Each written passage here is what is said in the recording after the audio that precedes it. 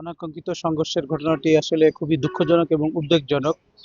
তো আমরা সংশ্লিষ্ট সবাইকে অনুরোধ করছি যে তারা যেন ধৈর্য এবং সংযমী আইনানুগভাবে আচরণের জন্য তাদেরকে আমরা অনুরোধ করছি।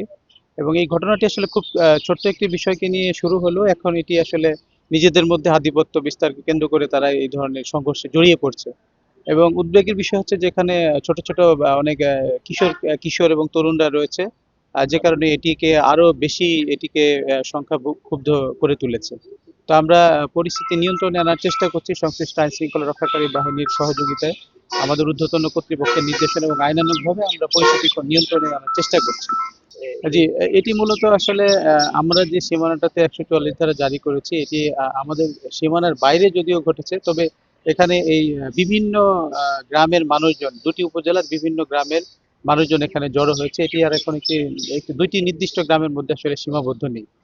তো আমরা চেষ্টা করছি যে পরিস্থিতিটাকে আরো সুন্দরভাবে নিয়ন্ত্রণ করার জন্য। এখানে আসলে সহস্রাধিক মানুষজন এখানে জড়ো হয়েছে। এই আইন শৃঙ্খলা রক্ষাকারী বাহিনীর যে সংখ্যা, সেই সংখ্যায় আসলে এটি নিয়ন্ত্রণ করতে আসলে আসলে দুরূহ এটি বিষয়টি।